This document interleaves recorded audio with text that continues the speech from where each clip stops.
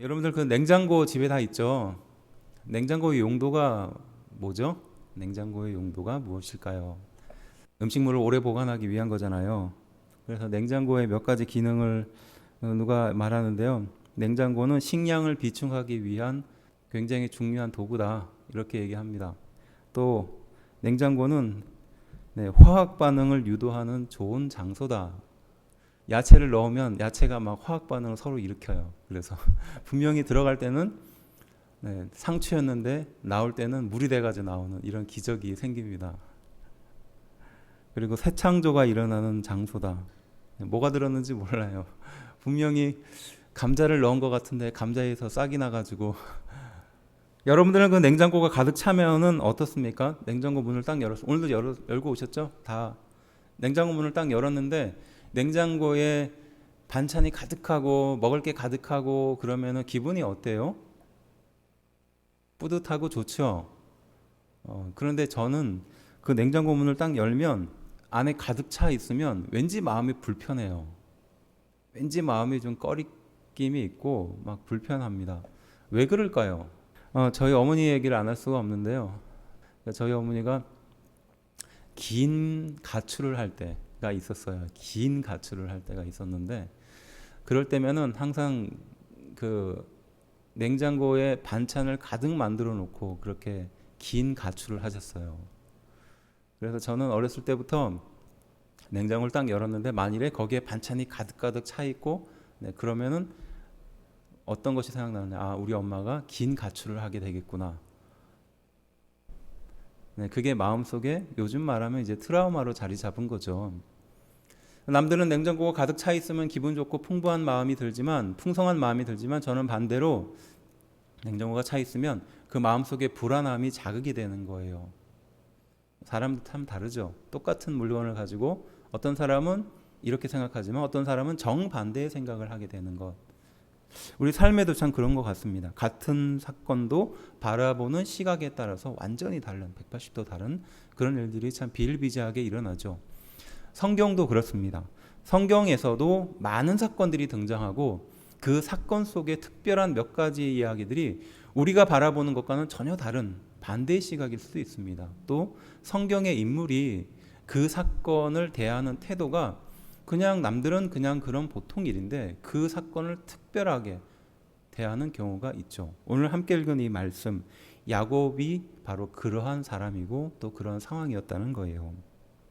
우리는 이 말씀을 좀 더 깊이 있게 들어가고 이해하기 위해서 이 야곱이라는 과연 어떤 사람인가 좀 이해할 필요가 있어요.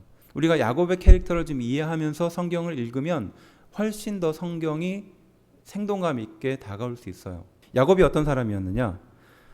우리가 성경에 대해서 좀 갖고 있는 선입관이 뭐냐면 성경에 등장하는 모든 인물들은 성인 같은 사람이다. 그래도 나보다 최소한 나은 사람이다 이렇게 생각하는 경향이 있죠. 그런데 그렇지 않은 경우가 많습니다. 야곱이 그 사람 중에 하나예요. 이삭과 리브가 사이에서 태어난 이 야곱은요, 쌍둥이였습니다. 형이 누구냐면 에서였어요. 많이 들어보셨죠? 에서가 형이었고 동생이었던 야곱. 그리고 이들은 쌍둥이였어요. 몇 분 차이 안 나서 이렇게 나온 겁니다. 그런데 이 야곱이라는 이름을 통해서 그 사람의 캐릭터를 추측할 수 있는데 야곱이라는 이름이 발 뒤꿈치를 잡았다라는 뜻이거든요. 형이 지금 에서가 나오는데 그 발 뒤꿈치를 잡아버린 거예요. 어렸을 때부터 태어나면서부터 경쟁적인 성격을 갖고 있었던 거예요. 그리고 다투는 사람이라는 겁니다. 싸움을 일으키는 사람이라는 거예요. 그리고 다른 말로 표현하면 술수를 쓰고 좀 비열한 사람이라는 뜻이에요. 여러분들 주변에 이런 사람이 있었다면은 막 틈만 나면 싸움을 일으키고 문제를 일으키고 또 나를 이기기 위해서 술수를 쓰고 비열한 성격을 가지고 있는 사람이 내 주변에 있다면 우리는 굉장히 불편해할 겁니다. 야곱이 그런 사람이었다는 거예요. 그 마음속에 질투도 많았겠죠. 열등감도 많았을 겁니다. 어쨌든 이러한 야곱의 캐릭터를 갖고 있어요.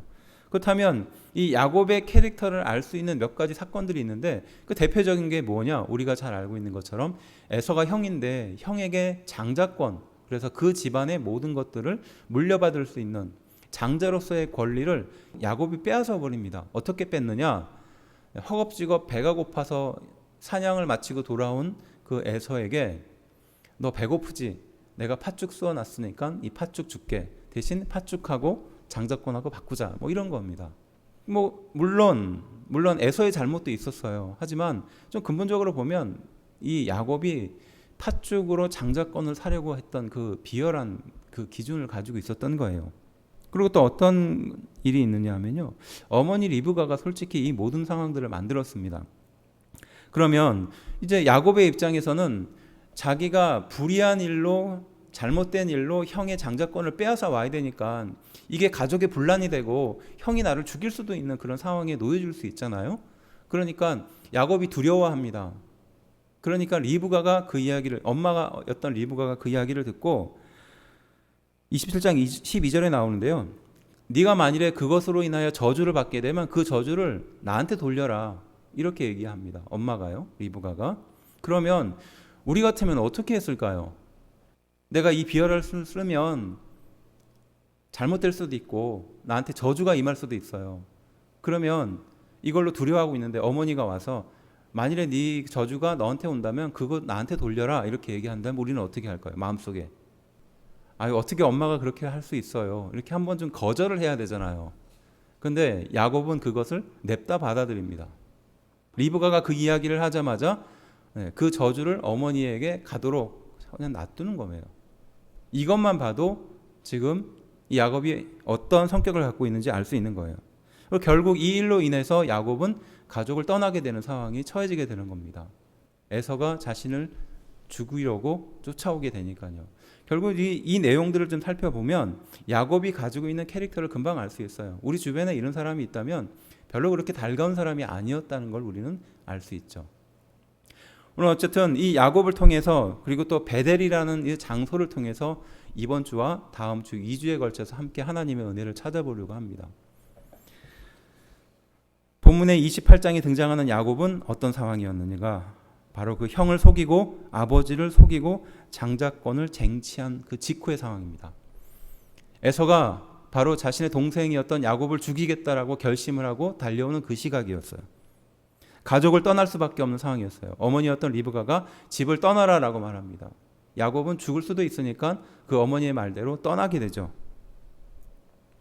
집이라는 그 자신의 안전한 그 망을 벗어나게 되는 겁니다. 돈도 없었겠죠. 고 자신의 아들이라는 그 명예도 없어지는 겁니다. 집에서 도망쳐 나오는 거죠. 살기 위해서 지금 야곱은 도망쳐서 가고 있는 거예요. 그리고 그 목적지가 어디냐? 거기에서부터 900km 정도 떨어진 곳으로 가는 거예요. 900km 굉장히 멀죠. 지금 우리가 뭐 서울에서 부산까지 한 400km인데 그 2배 이상이 되는 거리를 걸어서 이동했거든요. 몇 달에 걸쳐서 이동하는 굉장히 먼 거리입니다. 그러니까 삼촌 집에 가서 기다리라는 거예요. 몇 년 동안이 되던. 바로 이 이야기를 듣고 야곱은 떠나요. 그리고 얼마 정도 시간이 흘렀느냐? 한 90km 정도 갔을 때예요. 한 10분의 1 정도 가고 있었을 때 일어난 일이에요. 돌을 베고 잠에 듭니다. 지금이야 뭐 여관도 있고 뭐도 있고 하니까 중간에 들어가서 잠깐 잠도 자고 뭐 어떻게 뭐 밥도 먹고 그렇게 할 수 있겠지만 당시는 그런 게 없었겠죠, 당연히. 그러니까 그 굉장히 긴 광야의 길을 가다가 저녁이 되면 한쪽으로 가서 숨을 곳에서 잠을 자고 동물한테 피해를 입을 수도 있으니까 또 도적을 만날 수도 있으니까 피해서 잠을 자고 다시 또 길을 걸어가고 이 생활을 반복했거든요. 지금 그 시기였던 거예요. 그 긴 여행의 초창기에 바로 이 야곱이 놓여진 겁니다. 어떤 마음이 들었을까요? 자신이 생각했던 그 의지, 또 확신, 또 소신, 자기가 지금까지 그 누려왔던 그 모든 것들이 지금 다 없어져 버린 거예요. 장자권 하나 얻겠다고 지금 이런 고생을 감수하고 있는 자신이 한편으로는 난 이거밖에 안 되는 사람인가? 네, 이렇게 후회도 들었겠죠. 다른 말로 하면 절망의 상황이었던 겁니다. 누구를 의지할 수도 없는 그런 기가 막힌 상황에 지금 야곱이 놓여져 있던 거예요. 근데 바로 그때 하늘로부터 사다리가 내려옵니다. 그리고 천사가 오르내리는 환상이 보여지기 시작해요. 이게 무엇이냐? 12절에 등장하는데요. 하나님이 임재하신다는 거예요. 환상 중에 바로 야곱이 그 광경을 목격하게 되는 겁니다. 우리 16절 함께 좀 읽어보겠습니다. 시작. 야곱이 잠이 깨어 이르되 여호와께서 과연 여기 계시거늘 내가 알지 못하였도다. 이렇게 말합니다. 16절 첫 시작은 이렇게 시작합니다. 야곱이 잠이 깨어 이르되라고 말하거든요. 여기 야곱이 잠이 깼다는 건 지금 우리가 막 뭔가를 하다가 아침에 일어나서 부시시하게 잠을 깼다 이렇게 생각하기 쉬운데요. 이 단어가 가지고 있는 뜻이 무엇이냐면요. 깜짝 놀랐다는 거예요. 깜짝 놀랐다는 거예요. 은행에서 돈을 한 1억 정도를 이렇게 인출을 해온 거예요. 가방에 가득 담아서 밥을 먹고 잠을 자고 새벽 2시에 갑자기 눈이 번쩍 떠진 거예요. 가방을 차에다가 두고 온 거죠. 등골이 오싹하면서 차문은 안 잠겨 있는데 요즘이야 뭐 자동으로 잠겨지지만 그런 것과 마찬가지라는 거죠. 지금 야곱이 잠을 깼다라는 것은 그런 의미입니다. 내가 아무런 생각 없이 생활하다가 갑자기 등골을 오싹하게 하는 그러니까 자신의 삶이 완전히 바뀌게 되는 그런 결정적인 그 상황을 말하는 거예요. 그리고 이렇게 고백하죠. 과연 여기 계시거늘 내가 알지 못하였다. 이렇게 말합니다. 과연 하나님께서 여기 계시거늘 내가 알지 못했다는 거예요. 이게 야곱이 화들짝 놀라서 깜짝 놀라서 했었던 고백이라는 거죠. 지금 야곱은 어떤 상황입니까? 자신의 한계 앞에 맞닥뜨린 거예요. 아무것도 할 수 없는 상황에 놓여진 겁니다. 바로 그때 하나님을 만나고 하나님이 여호와께서 여기 계시거늘 내가 알지 못하였도다 이렇게 고백을 하고 있는 것이죠. 자신의 장소는 절망의 장소입니다. 괴로움의 장소예요. 고통의 장소입니다. 바로 거기에서 야곱이 하나님을 만나고 이런 고백을 했던 거죠. 인생의 터닝 포인트가 바로 이 지점부터 시작됐다는 거예요. 전환점이죠. 비열한 인생이 이 시기를 이후로 종지부를 찍었다는 겁니다. 멀리 계신 하나님, 지금 여기에서 나를 만나주시는 하나님을 깨달았다는 겁니다. 상황과 장소가 바뀌는 것이 아니라 바로 여기에서 하나님을 만났다는 거죠. 한계와 절망이 아니고는 하나님이 들어오실 자리가 없다라는 이 말씀이 생각나는 구절이에요. 평소에는 우리의 신앙생활은 정상적으로 하는 것처럼 생각하죠. 예배를 드리고 예배의 말씀을 듣고 기도를 하고 찬양을 드립니다. 하지만 마음 한편에 우리 가슴을 가득 채웠던 그 하나님이 느껴지지 않을 때가 있죠. 우리는 그때를 첫사랑이라고 표현합니다. 하나님을 처음 만났던 그때를 첫사랑이라고 표현하죠. 여러분들은 언제 첫사랑을 가졌나요? 언제 하나님을 인격적으로 만났나요? 저는요, 초등학교 때까지는 열심히 교회를 다녔다고 생각했는데 중학교 때인가 교회를 이제 안 나가게 됐습니다. 못 나가게 된 건지 집안이 좀 많이 힘들고 어려운 상황이 있었거든요. 그러니까 그 상황을 감당하기 참 힘들어서 그냥 혼자 동굴 속으로 들어갔던 것 같아요. 그래서 교회도 안 다니고 그냥 그렇게 지냈어요. 그런데 한계가 오더라고요. 너무 힘들고 괴로울 때가 오더라고요. 이걸 어떻게 해결할 수 없는 그런 상황이 있더라고요. 정말 우연치 않게 한번 들렸는데 어떤 분이 기도를 막 하는데 눈물을 흘리면서 막 그렇게 기도를 하는 거예요. 그런데 제 마음속에는 저게 뭔가 이런 생각이 드는 거예요. 이상하기도 하고 무섭기도 하고 왜 저 사람은 저렇게 울고 하나님을 찾고 하나님을 아는데 왜 나는 모르지? 라는 생각이 드는 거예요. 그때부터 교회를 나갔던 것 같아요. 근데 누가 가르쳐 주는 게 아니잖아요. 어떻게 하나님을 만나야 되는지 모르잖아요. 그러니까 그냥 예배만 드린 거예요. 그냥 그 교회에서 드리는 모든 예배에 다 드렸습니다. 그러니까 새벽 예배부터 금요 철야부터 뭐 주일 저녁 예배, 주일 예배 말할 것도 없이 그냥 예배만 가서 앉아 있었어요. 저한테는 그게 어떻게 말하면 유일한 탈출구였거든요. 그리고 그 예배를 드리면 혹시 하나님을 만날 수 있지 않을까 이런 간절함이 컸습니다. 그런데 문제는 모르겠다는 거예요. 느껴지지 않는 겁니다. 이게 하나님인가? 이런 마음이 들지 않는 거예요. 1년이라는 시간이 흘렀습니다.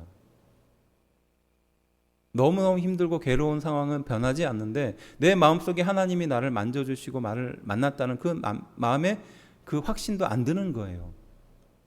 그날도 새벽 예배가 끝나고 돌아오는 그 새벽이었는데 그때 아침에 교회 문을 나오면서 아, 오늘도 하나님을 못 만났군요 라는 마음을 가지고 교회 문을 나왔어요. 나왔는데 갑자기 하늘을 보고 싶더라고요. 근데 하늘을 이렇게 올려다 봤는데 눈물이 막 흐르는 겁니다. 이해할 수 없는 감정이 막 쏟아지는 거예요.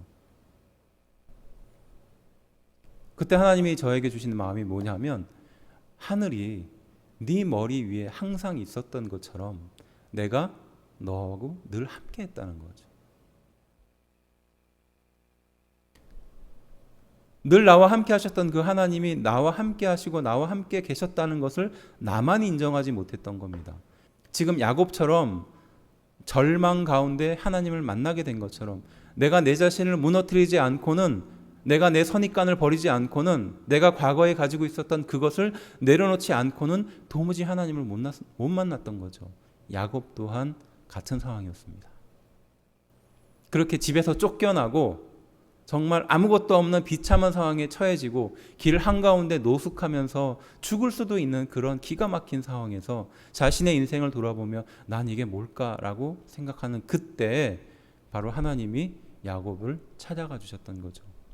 아니, 정확하게 말하면 야곱이 그때에서야 자신을 무너뜨리고 하나님을 알게 된 거죠.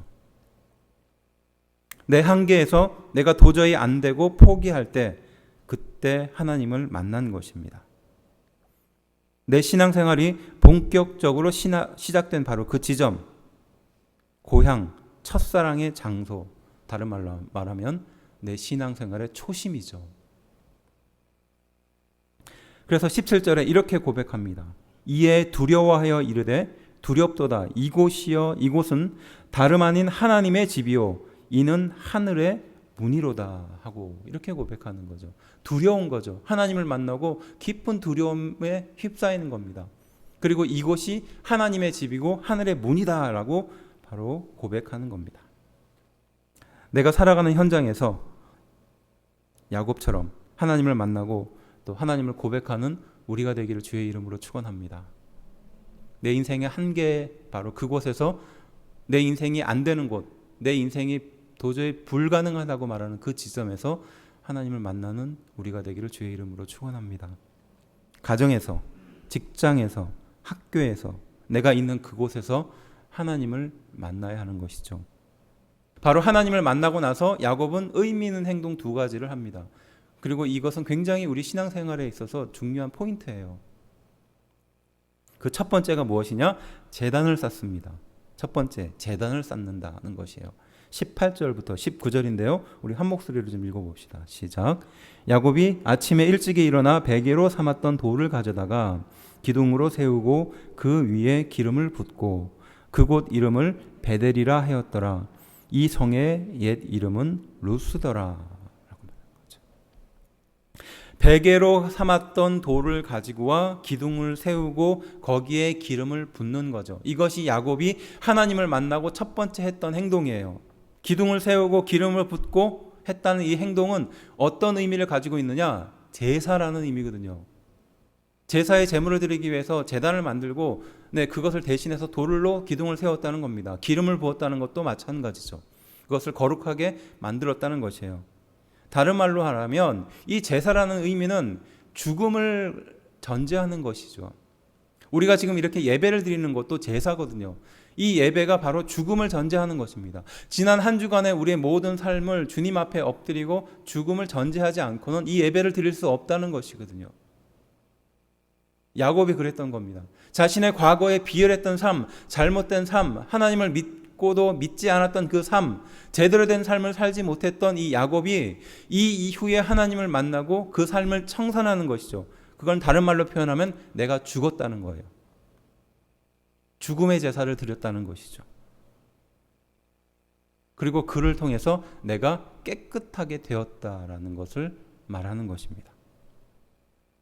그래서 야곱은 그 이름을 베델이라고 불러요. 19절에 나오죠. 벳이라는 것은 집이라는 뜻이고요. 엘은 하나님이라는 겁니다. 하나님의 집이라는 곳을 그 이름을 짓는 겁니다. 앞서도 말했듯이 이름을 짓는다는 것은 굉장히 중요한 행동이거든요. 그곳의 원래 이름은 루스라는 이름이었습니다. 하지만 바로 야곱은 그곳의 이름을 베델로 바꿉니다. 자신의 신앙의 첫 시작에 바로 그 장소에 하나님의 집이라는 이름으로 그 이름을 부르기 시작하는 겁니다. 자신의 신앙생활이 방황할 때, 또 하나님을 잃어버렸을 때, 또 어디에 갈지 모르는 상태에 있을 때, 하나님을 잘 알지 못했을 때 야곱이 만났던 그 첫 시작, 하나님의 집 베델이라는 이름을 거기에 붙이고 야곱은 첫 신앙생활을 시작했던 거죠.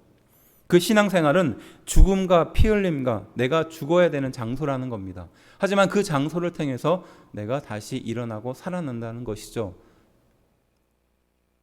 우리의 예배도 마찬가지입니다. 우리의 자아가 살아있으면 이 예배가 되지 않는 거예요. 하나님의 말씀이 들려지지 않는 거죠. 아직도 내가 무엇인가 할 수 있다고 생각하는 그 마음이 있는 이상 나의 심령은 깨어지지 않는다는 것이죠.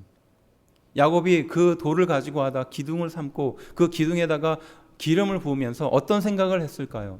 자신의 과거에 잘못된 하나님을 부정하고 하나님을 모른다 했던 그 삶에 대해서 온전히 죽는 삶을 생각하고 떠올렸을 겁니다. 나는 여기서 죽는구나. 난 여기서 이제 끝이구나. 그렇지만 여기서 새로운 삶이 시작되는구나. 우리에게도 그런 은혜가 있게 되기를 주의 이름으로 축원합니다. 두 번째, 야곱의 행동, 서원을 했다는 거죠. 서원이 최초로 여기에서부터 등장하거든요. 자, 20절부터 22절까지인데요. 한번 읽어봅시다. 20절 시작. 야곱이 서원하여 이르되 하나님이 나와 함께 계셔서 내가 가는 이 길에서 나를 지키시고 먹을 떡과 입을 옷을 주시어 내가 평안히 아버지 집으로 돌아가게 하시오면 여호와께서 나의 하나님이 되실 것이요 라고 말하죠. 서원을 한 겁니다. 그리고 이 서원이라는 것은 우리 신앙생활의 기초를 담고 있고 원리를 담고 있는 굉장히 중요한 말이에요. 무엇을 말하느냐? 네 가지입니다. 첫 번째가 임마누엘이에요. 하나님이 나와 함께 하시면이죠. 먼저 전제를 그렇게 달죠. 하나님이 나와 함께 해달라는 뜻입니다. 그리고 두 번째 뭐냐? 내가 가는 이 길에서 나를 지켜달라는 거예요. 보호하심이죠. 내가 어떤 곳에 가든지 나를 지켜달라는 것이에요. 보호하심. 세 번째는 무엇이냐? 나에게 먹을 것과 입을 것을 달라고 하는 겁니다. 마지막 네 번째 무엇이냐? 평안히 아버지의 집으로 돌아가게 해달라는 거죠. 이것이 우리의 신앙생활과 밀접하게 연관되어 있어요. 하나님이 나와 함께하는 것이고 하나님이 나를 보호하시고 하나님이 나에게 먹을 것과 입을 것을 주시며 마지막 평안히 하나님의 고향으로 천국으로 돌아가게 되는 것. 우리의 신앙생활과 똑같죠. 바로 그것을 야곱이 하나님께 말하는 거예요. 하나님을 만나는 그때. 그리고 이제 야곱은 그것을 통해서 자기가 어떤 것을 하나님께 드릴 수 있는지에 대해서 말합니다. 21절 뒷부분부터 22절까지 한번 읽어봅시다. 21절 여호와께서부터 읽어봅시다. 시작. 여호와께서 나의 하나님이 되실 것이요 내가 기둥으로 세운 이 돌이 하나님의 집이 될 것이요 하나님께서 내게 주신 모든 것에서 10분의 1을 내가 반드시 하나님께 드리겠나이다 하였더라. 하나님이 나와 함께 하시고 하나님이 나를 보호하시고 먹을 것과 입을 것을 주시고 나를 평안하게 아버지의 집으로 돌아가게 해주시면 나는 이것을 할 수 있습니다 라고 야곱은 세 가지를 말하는 겁니다. 그 첫 번째가 무엇이냐? 여호와는 나의 하나님이 되실 것이다 라고 말합니다. 우리는 이 구절을 읽을 때 오해하기 쉬운 게 마치 조건적으로 이렇게 하면 하나님 내가 믿을게요 이렇게 오해하기 쉬워요. 그렇지만 이 구절은 어디에 똑같이 나오느냐 하면 우리가 지난주에 살펴봤던 내용인데요. 룻기서 1장 16절에서 18절에 등장하는 겁니다. 어머니의 하나님이 나의 하나님이 되시리라 라고 말하죠. 마찬가지로 여호와 하나님이 나의 하나님이 되실 것이라는 뜻이거든요. 저 멀리 계신 하나님이 이제 나의 하나님이 될 것이다 라는 이 말이 바로 이 뜻이에요. 멀리였던 하나님, 나와 상관없던 하나님, 또 가슴으로 느껴지지 못했던 그 하나님이 이제는 나의 하나님이 된다는 뜻이죠. 살아계신 하나님이 된다는 것이에요. 믿으십니까? 그저 저 멀리 있었던 십자가, 또 나와 상관없던 그 교회, 그 예배, 찬송이 이제는 나의 고백이 되고 나의 신앙의 중심이 되고 내 진심을 표현하는 그것이 된다는 거예요. 살아계신 하나님으로 내가 믿게 된다라는 의미라는 겁니다. 그리고 두 번째, 이 돌이 집이 될 것이라고 말하거든요. 22절에 등장하는 거예요. 하나님의 성전, 거룩한 곳이 된다는 것이에요. 영원한 안식처가 될 것이죠. 그래서 예수님께서 우리를 거룩한 안식처로 삼아주신 거예요. 과거에는 나는 안식처가 될 수 없었습니다. 하나님의 거룩한 성전이 될 수 없는 사람이었어요. 죄가 가득한 사람이었습니다. 하지만 하나님을 만남으로 인하여 나의 죄가 다 사라지게 되었고 하나님이 나와 함께 하시고 영원히 함께 하신다고 약속해 주셨다는 거죠. 그리고 내가 하나님의 거룩한 성전으로 살아간다는 것입니다. 믿으십니까? 내가 나쁜 짓을 하지 않아서, 내가 거짓말을 하지 않아서 내가 거룩하게 되는 것이 아니라 나의 죄가 하나님을 믿음으로 사라지게 된 것이고요. 그리고 하나님이 나와 함께함으로 내가 거룩한 성전이 되었다라는 것이죠. 바로 그 고백을 하고 있는 겁니다. 그리고 마지막으로 10분의 1을 드리겠다라고 말하죠. 10분의 1, 11조? 근데 여기서 10분의 1의 의미가 굉장히 중요해요. 만일에 제가 가지고 있는 100만 원이 있습니다. 자, 이 100만 원을 우리 앞에 있는 누구에게 줬어요. 앞에 있는 친구한테 줬습니다. 자, 100만 원 줬죠. 그럼 이 100만 원 누구 거예요, 원래는? 제 거죠. 제 거잖아요. 아니에요? 주면 상대방 거예요? 제 거였지만 100만 원을 여러분 누구에게 줬잖아요. 줬으니까 내가 그 100만 원을 언제든지 가져갈 수 있어요. 그렇죠? 줬다 뺏어서 좀 기분이 나쁘겠지만 줄 수 있잖아요. 뺏을 수도 있고 소유가 나한테 있는 겁니다. 그래서 이 소유가 내 거니까 이것을 상대방과 계약을 하면서 10분의 1을 떼서 나한테 주는 거예요. 이게 당시에 11조가 갖고 있는 의미였어요. 10분의 1이 갖고 있는 의미였어요. 그래서 전쟁을 치르고 그 전쟁의 물건들을 가지고 다 나누어 줬을 때 그 물건에 대해서 이 물건의 최종 소유가 누구냐, 이것을 따졌을 때 그것을 나눠준 사람의 것이다 라고 말하면 10분의 1을 떼서 상대방에게 줬습니다. 계약이거든요.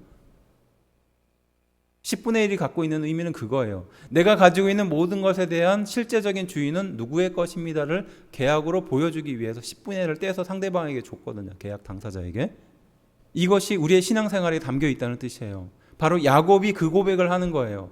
내가 10분의 1을 하나님께 드리겠다라는 고백은 내가 가지고 있는 모든 것은 누구 거다라는 뜻이죠? 하나님 거다라는 거예요. 10분의 1을 떼서 하나님께 드림으로 내가 가지고 있는 모든 소유는 하나님의 것입니다를 인정하는 거죠. 여기에서는 소유도 포함이 되지만 능력도 포함이 되는 겁니다. 내 시간도 하나님의 것이고 내 능력도 하나님의 것이고 내 달란트도 하나님의 것이고 내 지혜도 하나님의 것입니다를 지금 야곱은 인정하고 있는 것이죠. 우리는 우리의 정신이 또 우리의 말이 또 우리가 당연히 누리는 그것이 당연히 내 거라고 생각합니다. 심지어는 건강도 내 것이라고 생각하죠. 하지만 사실은 내 것이 아니라 하나님의 것입니다. 하나님이 건강 주셔야 우리 건강할 수 있어요. 하나님이 숨쉬게 하셔야 숨 쉴 수 있습니다. 하나님이 생각할 수 있게 하셔야 생각할 수 있어요. 말할 수 있게 하셔야 하나님 말할 수 있습니다. 내 거라고 생각하는 그 순간부터 내가 마음대로 하겠다는 마음이 들고요. 거기서부터 문제가 생기는 거거든요. 근데 사실 그렇잖아요. 잃어보고 나서야 아 이게 내 거 아니구나라는 것을 아는 것처럼 당연히 내 거라고 생각했지만 내 건강, 내 육체, 내 생각 또 내가 가지고 있는 탤런트 또한 내 거라 생각했지만 사실은 다 하나님의 거라는 걸 인정하지 않으면 안 된다는 의미를 담고 있어요. 야곱이 그랬던 겁니다. 자신의 삶은 내 거였었습니다. 내가 원하는 삶이었어요. 그냥 자신이 원했던 삶의 그대로였습니다. 그런데 바로 하나님을 만나는 그 순간부터 아 이게 내 게 아니구나 이걸 인정하게 되는 거죠. 그래서 여호와는 나의 하나님이 되실 것이라고 말하며 살아계신 하나님이 정말 나의 하나님이라는 것을 고백했던 겁니다. 그리고 이 집이 하나님의 집이 될 것이라 말하며 내가 하나님의 거룩한 안식처로서 내가 거룩한 하나님의 성전이 될 것이다 라고 고백하는 거예요. 그리고 11절을 고백하면서 내 모든 소유가 하나님의 것이다 라는 것을 지금 인정하고 있는 것이죠. 우리의 신앙생활과 똑같이 맞아 들어가는 겁니다. 하나님과 만난 인생은 고난 또한 한계를 통해서 만나게 되는 경우가 많습니다. 야곱이 그랬던 것처럼 야곱이 첫 번째 제단을 쌓았죠. 죽음과 피 흘림에 대해서 말합니다. 내가 죽지 않고는 안 된다는 것이죠. 내 자아가 계속 살아있는 동안은 안 된다는 겁니다. 야곱이 그렇게 자신을 죽게 되는 것을 보고 난 뒤에야 내가 할 수 없다는 것을 아는 것입니다. 그리고 서원을 하죠. 임마누엘의 하나님, 나를 보호하시고 나의 의식주를 책임져 주시고 나를 고향에 돌아가게 하실 하나님. 그러면 내 모든 소유가 하나님의 것이며 결국 내가 이루는 그 꿈을 하나님이 이루게 해주실 것을 고백하는 것이죠. 한마디로 내가 죽고 하나님이 사신다는 뜻인 줄로 믿습니다. 우리의 신앙생활도 결국 이 의미예요. 내가 죽고 하나님이 살아야 되는 거예요. 그게 안 되면요 신앙생활도 의미가 없습니다. 20년 30년 교회 열심히 다녀도요 신앙생활에 열매가 맺혀지지 않아요. 어떤 장로님이 고백한 것처럼 머릿속에 있는 하나님이 가슴까지 내려오는데 20년이 걸렸다라는 그 고백이 틀린 말이 아닌 거예요. 집사가 되고 권사가 되고 뭐가 돼도요, 정말 하나님을 내 가슴으로 만나지 않으면 이런 고백이 살아나지 않는다는 겁니다. 야곱은요, 비열한 사람이었습니다. 경쟁을 했었던 사람이었습니다. 다투는 사람이었어요. 속여 빼앗는 사람이었습니다. 그런 인생이 하나님을 만나서, 한계를 통해서 하나님을 만나서 자신의 상태를 보게 되는 겁니다. 그래서 자신이 죽고 하나님이 할 수 있으며 나를 보호하시고 나와 함께 하시고 내 모든 인생의 소유가 하나님의 것입니다 라는 것을 이 야곱은 고백했던 것이죠. 바로 그 베델에서 그렇게 고백했던 겁니다. 우리도 세상에서 경쟁하고 다투고 시기하고 질투하는 인생으로 살아갑니다. 아직도 자아를 세우고 나 자신을 보호하기 위해서 그렇게 노력하죠. 상처받지 않기 위해서 그렇게 노력합니다. 하지만 우리 인생 가운데 한계를 만나서 우리는 절망하게 됩니다. 나는 할 수 없구나. 나는 불가능하구나. 한 것처럼 생각했지만 사실은 할 수 있는 게 별로 없었구나. 바로 그때 내가 있는 그곳에서 예수님을 만나서 임마누엘의 하나님, 나를 보호하시고 나에게 먹을 것과 입을 것을 주시며 평안히 천국으로 돌아가게 해주실 그 하나님을 만나게 된 줄로 믿습니다. 살아계신 하나님이 나의 하나님이 되고 나는 그분의 안식처이며 내 모든 소유가 하나님의 것임을 진정으로 고백하게 되는 줄로 믿습니다. 하나님이 내 안에 사신다는 것, 그리고 내가 죽고 하나님이 사신다는 이 진정한 인생의 의미를 깨닫게 되는 줄로 믿습니다. 남들은 무심히 지나쳤을 그 길에서, 황량했었던 그 사막의 한 길에서 야곱은 하나님을 만났어요. 남들은 그냥 지나가는 장소였습니다. 그냥 길이었어요. 노숙하는 어떤 한 장소였을 뿐입니다. 그런데 바로 그 장소가 이 야곱이라는 한 인생을 송두리째 바꾸는 그러한 특별한 장소가 됐습니다. 우리도 야곱의 베델처럼 우리를 바꾸고 우리 인생을 새롭게 바꾸는 그런 장소가 있어야 할 줄로 믿습니다. 왜 나는 냉장고가 가득 채워지는 것을 불안해하고 또 힘들어할까? 그리고 이게 누구 탓이고 어떤 사람 또 어떤 이유 때문일 것이라고 스스로 다잡아보기도 하고 생각을 왜 안 했겠습니까? 마음 한편으로는 누구를 증오하고 또 누구 탓을 하고 싶은 마음이 왜 들지 않았겠어요? 자식이 부모의 마음을 알 수 없다라고 말하는데 그 말이 맞는 것 같아요. 제가 그랬습니다. 마음속에 이 불안함을 이것으로 채우려고 하는 노력들이 늘 있었고 무엇인가 피하려고 하는 마음이 더 많았겠죠. 근데 어느 날 어머니는 그 냉장고에 반찬을 채우면서 어떤 생각을 하셨을까? 생태 같은 자식들을 두고 피하고 도망갈 수밖에 없는 그 상황. 빚쟁이에 쫓겨서 며칠을 떠나 있어야 하는데 생태 같은 자식을 돌볼 수는 없고 그러면 자식을 위해서 할 수 있는 거는 그거밖에 없었다는 거죠. 굶지 않으려고 또 자기가 없더라도 끼니 거르지 말고 잘 챙겨 먹으라는 거죠. 그래서 반찬을 평소보다 많이 하고 가득 담아서 냉장고에 넣고 가셨던 거죠. 어머니의 사랑이 담겨져 있었던 행동이었습니다. 어머니는 사랑으로 그 행동을 하셨지만 자식인 저는 트라우마로 받아들였던 겁니다.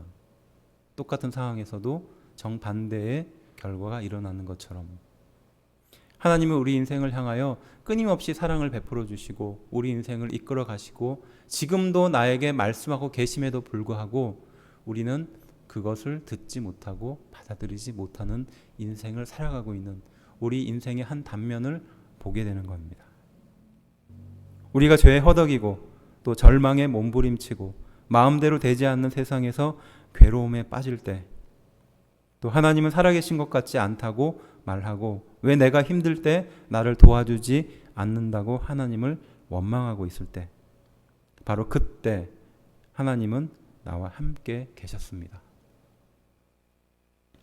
돌베개를 베고 사막 광야 한가운데서 하나님을 만났듯이 내 절망의 장소에서 하나님을 만나기를 원하십니다. 내가 절망하고 있는 그 장소에서 하나님은 나를 만나기를 원하십니다. 예수님은 이렇게 말씀하셨습니다. 내가 너희를 위하여 거처를 예비하러 가노니 가서 너희를 위하여 거처를 예비하면 내가 다시 와서 너희를 내게로 영접하여 나 있는 곳에 너희도 있게 하리라. 내가 다시 와서 나 있는 곳에 너희도 있게 하리라. 요한복음 14장 2절부터 3절까지 말씀입니다. 그 예수님께서 우리와 함께 하십니다. 그리고 먼저 가셔서 우리가 있을 그 거처를 예비하고 계시는 줄로 믿습니다.